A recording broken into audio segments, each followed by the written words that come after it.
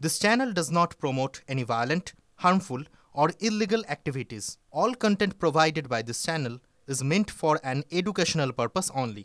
Top quality और consistent performance के लिए सिर्फ सिल्वर पंप नाम याद रखना। জাতীয় নির্বাচন কমিশনের সঙ্গে সংঘাত জিইয়ে রাখল নবান্ন। ভোটার লিস্টে বেনিয়ম, কমিশনের নির্দেশে 2 WBCS সহ 4 অফিসারকে সাসপেন্ড করলেও এফআইআর করল না রাজ্য সরকার। শুধুমাত্র চুক্তিভিত্তিক ডেটা এন্ট্রি অপারেটরের বিরুদ্ধে এফআইআর করা হলো।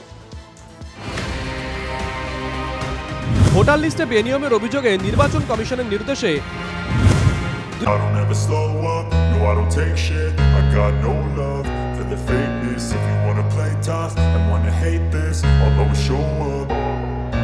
I don't ever slow up, no I don't take shit. I got no love for the fakeness. If you wanna play tough and wanna hate this, I'll always show up and make a statement. I don't ever slow up, no I don't take shit. I got no love for the fakeness. If you wanna play tough and wanna hate this, I'll always show up and make a statement. Everything I do so instinctive and so passionate.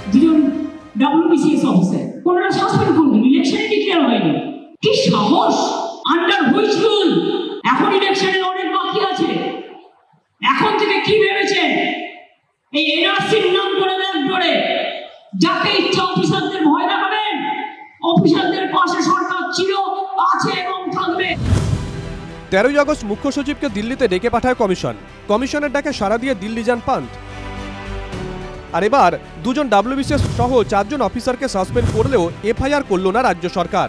আমার ধারণা ভারতের নির্বাচন commission সংবিধানের 324 ধারা অনুযায়ী যে supreme পাওয়ার, সর্বোচ্চ ক্ষমতা তাদের রয়েছে ভোট প্রক্রিয়া পরিচালনার জন্য, সেই মতো ব্যবস্থা গ্রহণ করবে। আমার ধারণা পশ্চিমবঙ্গের যারা AERO রয়েছেন, আরও রয়েছেন, তাদের কিন্তু এবার আর নিস্তার নেই। নির্বাচন কমিশন একটা স্বশাসিত সংস্থা, আর যে কোনো কনস্টিটিউশনাল বডিকে সম্মান জানানো উচিত।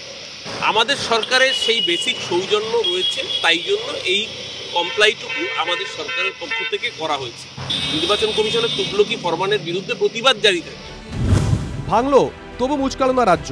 জাতীয় নির্বাচন কমিশনের সঙ্গে সংঘাত জিয়ে রাখল Nabanna. Bureau report, TV9 Bangla.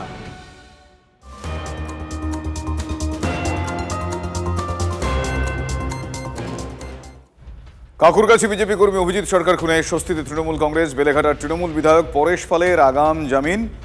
1 লক্ষ টাকা ব্যক্তিগত বন্ডে আগাম জামিন মঞ্জুর। নারকেলডাঙ্গা থানা এলাকার শীতলদা তলায় ঢুকতে পারবেন না বিধায়ক। আগাম জামিন তৃণমূলের 2 কাউন্সিলর স্বপন সমাদ্দার এবং পাপিয়া ঘোষেরও। কাউকে হুমকি দেওয়া যাবে না, দেশ ছাড়তে পারবেন না পরেশরা। নির্দেশ বিচারপতি জয় সেনগুপ্তর সিঙ্গেল বেঞ্চের।